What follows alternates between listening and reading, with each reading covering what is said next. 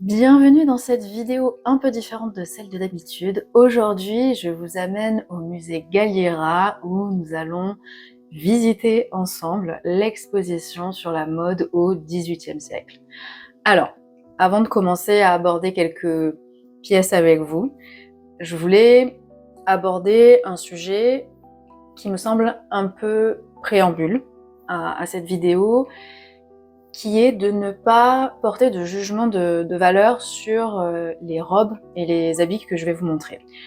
Si je vous dis ça, c'est parce qu'à un moment donné, en marchant dans l'exposition, j'ai entendu la discussion de deux personnes qui disaient que de toute manière, à cette époque, c'était à celui qui voulait en jeter le plus, qui voulait en montrer le plus.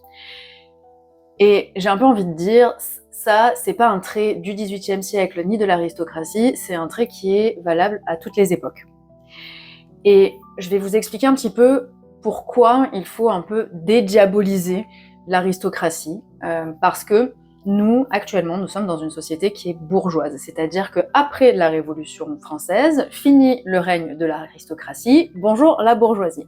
Et la bourgeoisie, quelque part, c'était pas l'ennemi, mais elle se plaçait en opposition à l'aristocratie qui, pendant des siècles, l'avait dominée. Donc il y avait un enjeu politique et un enjeu social à d'évaluer les valeurs que véhiculait l'aristocratie.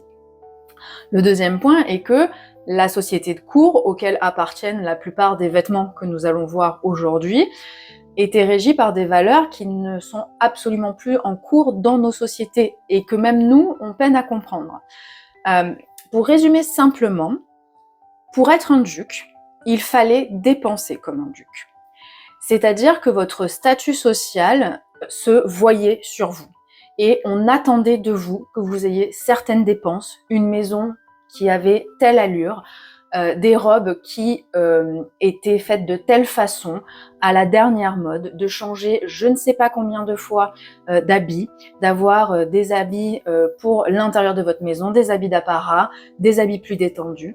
Donc en fait, si vous voulez, quelque part, être un duc, c'était pas simplement avoir le titre de duc que vous donnait votre naissance, c'était avoir le train de vie et le faste qu'imposait le statut de duc. Et si vous n'avez pas ce train de vie, si vous n'aviez pas ce faste, eh bien en fait vous étiez destitué et vous ne pouvez plus appartenir à la cour. C'est pour ça qu'en fait beaucoup de familles se ruinaient littéralement pour en fait maintenir leur statut. Donc voilà, ça c'était la deuxième petite chose que je voulais dire, qui était que en fait ces gens-là, quelque part, ils n'avaient pas d'autre choix que d'avoir ces robes. Bon, après, effectivement, c'est toujours plaisant d'avoir de beaux habits, bien sûr. Il faut pas être non plus hypocrite sur le sujet. Mais je trouvais que c'était intéressant de nuancer, de se dire que en fait, les aristocrates, c'était pas seulement juste des pans qui faisaient la roue à longueur de journée. En fait, c'était des gens qui étaient réduits aussi à toute une machinerie sociale pour maintenir leur statut.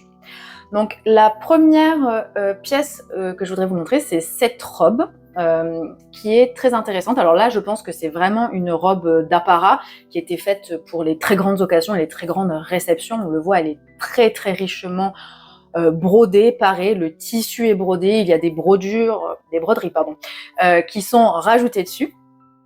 Comparé à d'autres robes comme celle-ci, par exemple, qui est beaucoup plus simple, qui est entièrement unie. Alors elle est parée, on voit bien qu'il y a un travail de l'ornement en ton sur ton, mais on est en rien comparé à cette robe-ci, qui, elle, on a vraiment des tartines et des tartines de fleurs, si je peux dire ça comme ça. Alors moi je dis ça avec énormément de tendresse, j'adore l'ornement, plus il y en a mieux c'est, et surtout dans cette époque où je trouve qu'il y a vraiment une culture de l'ornement qui est d'un raffinement et d'une précision extrême. Et on va le voir notamment sur cette robe où on va vraiment la regarder en détail. Alors déjà, ce qui est très intéressant sur cette robe, c'est que vous pouvez voir en fait aussi le montage de l'habit, c'est-à-dire comment est-ce que l'habit est composé. Et donc on voit très clairement que il y a d'abord l'étoffe principale. Voilà, j'avoue, je n'ai pas le vocabulaire technique. Donc il y a l'étoffe principale et dont une est présentée suspendue, donc pour vous donner un peu une idée, qui est posée sur un devant de corsage, qui était un empiècement triangulaire, qui était posé à même le corset, qui était porté en dessous, et elle est elle-même posée sur un jupon.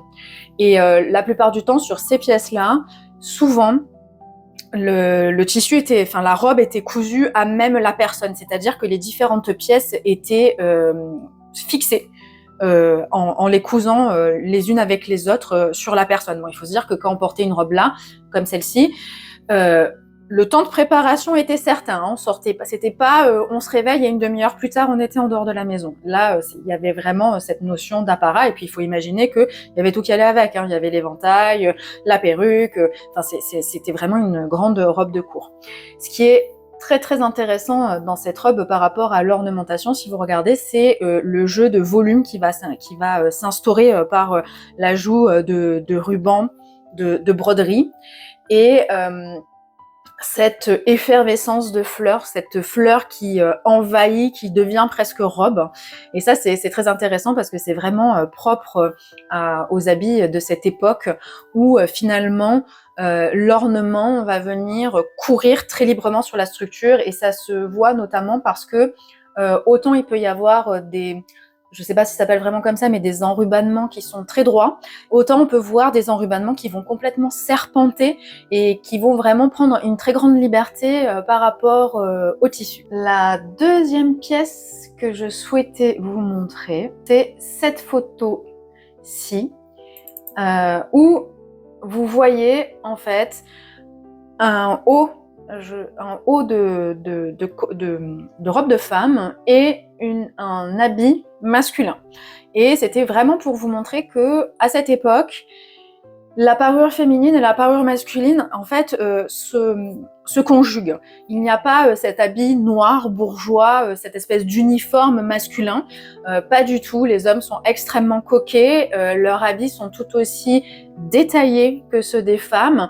Et on voit tout à fait la profusion de fleurs. Et encore une fois, ce qui est très beau, c'est de voir, notamment sur la pièce pour l'homme, de voir vraiment tout le travail du tissu avec la très grande liberté du motif qui vient presque jouer avec les boutonnières. Et la dernière pièce que je voulais vous montrer, enfin les deux dernières pièces que je voulais vous montrer, ce sont ces deux manteaux, dont un est un néo-rococo, donc il a été fait à la fin du 19e siècle, et un est en fait une retaille d'une redingote pour homme à la fin du 19e siècle. Mais le tissu date, lui, du 18e siècle. Et je trouve que la mise en parallèle de ces deux pièces est très intéressante parce que ça va me permettre un peu de vous parler du mouvement du néo-rococo et de ce qu'implique la relecture de mouvements artistiques avec toutes les appellations néo. Au 19e siècle, vous avez le néo-baroque, le néo-rococo, le néo-renaissance. En fait, il va y avoir une reprise de tous les langages artistiques précédents à la sauce du 19e siècle. Et je trouve que ces deux pièces-là montrent très bien ce fait-là. Et surtout, ça montre aussi que le néo quelque chose n'a peut-être pas la teneur au final de l'original. Et ça se voit notamment dans les ornements. Ce qui est très beau dans le gilet qui est retaillé, déjà c'est la structure des manches où on voit en fait le pli du coude. Donc ça c'est un trait de la couture du XVIIIe siècle où en fait les manches n'étaient pas droites mais on en prévoyait dans la coupe même pour un meilleur tombé le pli du coude. Mais ce qui est très très beau encore une fois c'est le travail des broderies où on voit vraiment que l'ornement a la part belle, la brodure prend vraiment énormément de liberté, elle joue presque avec la structure du manteau. On voit ça très bien sur la poche d'où semblent s'échapper complètement les gerbes de fleurs, alors que dans la pièce néo-rococo, eh bien, c'est extrêmement rigide. l'ornement et les décorations, le décor en fait de la pièce se retrouve complètement contenu dans 2 lignes droites. Et ça, par contre, cette espèce de contention de l'ornement, c'est pas du tout rococo et c'est pas du tout dans la mode du XVIIIe siècle. Alors peut-être qu'il y a des exemples, mais si vous voulez, l'une des particularités de cette mode-là, c'est vraiment une libération totale de l'ornement, de la parure finalement, qui va venir vraiment naviguer, jouer avec la structure de l'habit, plutôt que de suivre des lignes préétablies. Et là, ça se voit vraiment quand on regarde de très près ces deux pièces. Et en dernier lieu, je voulais partager avec vous mes petites découvertes livresques. Donc j'ai trouvé Le déclin de l'art de cour de Norbert Elias, qui est un très grand penseur et qui a écrit notamment un livre qui s'appelle La société de cour, qui a un peu révolutionné la façon que l'on avait de voir la société du XVIIIe siècle, finalement. Pardon, je m'en mêle un petit peu. Et là, Le déclin de l'art de cour, donc je ne l'ai pas lu puisque je viens de l'acheter, mais c'est beaucoup plus petit. Donc si ça vous intéresse un petit peu de lire des textes un petit peu plus scientifiques avec des approches solides sur la société de cour, vraiment celui-ci, je vous le conseille. En plus, Norbert Elias, il a une écriture qui est très agréable à lire. Il n'a pas tous les travers universitaires. Et le livre est pas très long. Et il est découpé en plusieurs petits textes, donc vous pouvez aussi aller piocher selon vos intérêts. Et le dernier, c'est Les ateliers de la parure de Catherine Lanoë. Et ça a l'air absolument exceptionnel. J'ai juste feuilleté le sommaire et je suis tombée absolument amoureuse de ce livre qui traite en fait de tout ce qui est la manufacture, mais aussi de la signification des éventails, des perruques au XVIIe et au XVIIIe siècle. Voilà, c'est la fin de cette vidéo. J'espère que ce format vous a plu. Il est un peu différent de celui d'habitude, donc si ce format-là vous plaît, n'hésitez pas à me le dire. Moi, en fait, je me suis régalée à vous la faire et à partager ce retour d'exposition. Je rentre tout juste, donc c'est vraiment quelque chose que je fais à chaud. Et puis, prenez soin de vous et à très bientôt.